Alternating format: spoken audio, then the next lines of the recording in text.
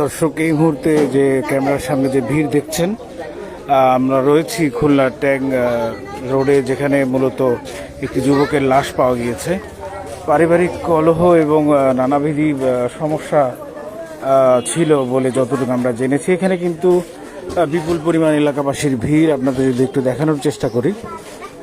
আর এই যে হচ্ছে সেই ভবনটি যেখানে মূলত এই যুবকের লাশটি রয়েছে, সরাসরি ভিডিও চিত্রের মাধ্যমে বা লাইভে আপনাদেরকে দেখাচ্ছি। ইতিমধ্যে পুলিশের ঊর্ধ্বতন কর্মকর্তারা উপস্থিত ছিলেন এবং ভবনটি কিন্তু পরিত্যক্ত। দর্শক, যদি আপনাদেরকে একটু দেখাই, ভবনটি একেবারে পরিত্যক্ত এবং দীর্ঘদিন যাবৎ এই পরিবারের লোকদের সাথে নানাবিধ সমস্যায় ভুগছিল এই পরিবারের সদস্যরা।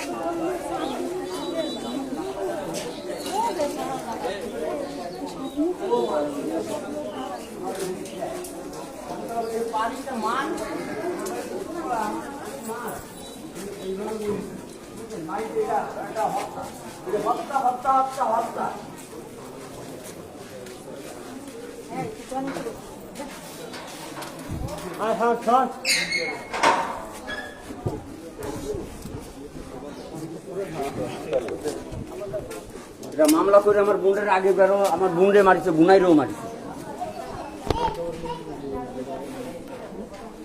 আপনার এই যে মূলত মারা গেছে, সে কি হয়? আমার ভাগ্নি। আমার ভাগনা। জি। কতদিন যাবত এই ঝামেলাগুলো? এই ঝামেলা আজ প্রায় 10-12 বছর ধরে। আমার একটা নাতি হয়েছে ছোট, ওই নাতিটা হওয়ার পরে ওরা 20 দিন পর ওরা তাড়াই দিছে।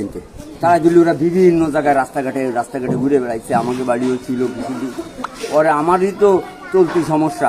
ওরা তারপরে চলে গেছে নানা বাড়ি। সেই জায়গাতে ওরা এই সবুজ প্রায় সময় আসে, এই বাড়ি আসলি এরা মারি ধরে তাড়ায় যায়। মাঝে তালা দিয়ে বাড়ি মারিছে মাথার পরে।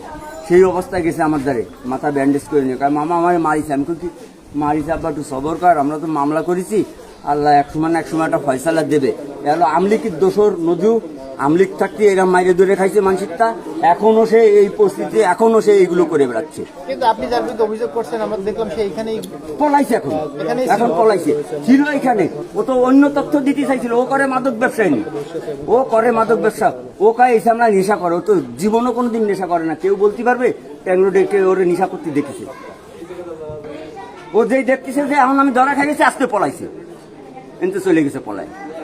যেই ব্রাঞ্চের লোক আমরা বলিছে ওরা নজরদারিতে রাখো, এখন যেই নজরদারিতে রাখতে গেছে আজকে পলাই চলে গেছে। হত্যা করিছে, হত্যা, এটি হত্যা। ও গলা দড়ি দিতে পারেই না। ওর অট্টুকটুক বাচ্চা ফেলাইতে ও গলা দড়ি দিতে পারে না। ওরা হত্যা করা হয়েছে।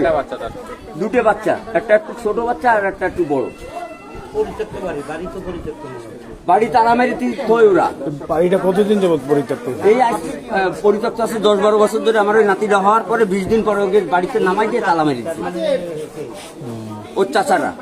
তারপরে পাশের বাড়ির আসাদের ছেলে আসাদ, এরা তালা মারিছে। এরা মামলাও করেছে আমাদের নামে। মামলা কেন করলো? যে এই সম্পত্তি? হ্যাঁ হ্যাঁ। আসলে আপনি প্রথমে কি দেখেছিলেন এখানে? আসলে 4 দিন ধরে আমি খুঁজতেছি, ও হারাই গেছে। ঠিক আছে, আসি নিচতলায় দেখে যাই, মানে উপর একদম কর্নারে আমি কখনো ঢুকিনি। আজকে আবার সকালবেলা ওর বউ আসছে, এসে করছে কি যে কাকি চলেন। তা আমি করছি কর্নারে তো আমি দেখতে পারি না, অসুস্থ আমি যেতে পারি, তাহলে আমার ছেলেটারে নিয়ে যাই। পরে আমার ছেলেটারে ডেকে নিয়ে আসছে, এসে বলছে কি আমরা এখান থেকে ভিতরে যাই, তুমি ওই ছাদের থেকে যাও। ও ছাদের থেকে যে দরজা খুলে ও এসে লাভ দিয়ে পড়েছে নিচে। আমি বেরোয় এসে ভাবছি মানে সাপে কামড় দিয়েছে, তোরে সাপে কামড় দিয়েছে? তা বলছে না মা, ওর ভিতরে লাশ, এটা মোটা মোটা হয়ে গেছে হাত পা। তারপরে আমরা যে দেখলাম, দেখে তারপরে ওর বোনরে ফোন দিছি যে এরকম পাওয়া গেছে, এই অবস্থা। আপনারা কি ওনার নিখোঁজের পর থেকে কি ওনাকে খোঁজা শুরু হ্যাঁ, করেছেন? এই বাসায় আসতেন? এই বাসায় আসছি আমি, আগেও 3 বার আসছি, কালকে রাত্রেও আমি আসছি। কিন্তু ও এমন জায়গায় যে করছে, ওখানে তো আমরা যাইতে পারিনি। এ ঘরে তো কেউ যায় না, এখানে তো তালা দেওয়া। ওই জানলা ভেঙে জানলা থেকে ঢুকে তারপরে আমরা গেছি। ঠিক আছে, আপনারা এই বাসাতেই কেন আসতেন? যে এই বাসায় হত্যা হতে পারে বা হত্যা হতে পারে, এরকম মানে আপনার কোন ধারণা আসলে এই বাসায় আসতেন? ও প্রায় আসতো, বুঝছেন? ওর আব্বু আম্মু এই 10 বছর ধরে বাড়িতে, তা ও প্রায় এখানে আসতো। আসলে ওরে মারতো আসলে এরা। আসলে মাইরে উঠতে দিত না, ওর আগে একবার মাথা ফাটাই দিছে বুঝছেন। তারপরে ও 9 দিন আগে একবার আসছে, আসলে আমি বুঝাই টুজাই দিছি যে বাবা তুই চলে যা, বাড়ি থেকে কি করবি, বাকি যে না আমি যে একটা খাট নিয়ে একটা লাইন নিয়ে থাকবো, মামলা যদি না হবে আমি কতদিন পরের বাড়ি বেড়াতে থাকবো। দুজনের ঘরে চলে গেছে, আবার যে বুধবারে চলে আসছে এটা তো জানি না। সে বুধবার থেকে আমি খোঁজ নিচ্ছি কিন্তু পাচ্ছি না, কালকে রাত্রে আমি খুঁজে গেছি, আজকে সকালে এসে পাইছি যে এই অবস্থা। আচ্ছা, তিনি পেশায় কি করতেন? ও হলো যে রঙের বসে না, মিস্ত্রি না, মানে পালিশ করে, পালিশ করে, ঠিক আছে। হ্যাঁ।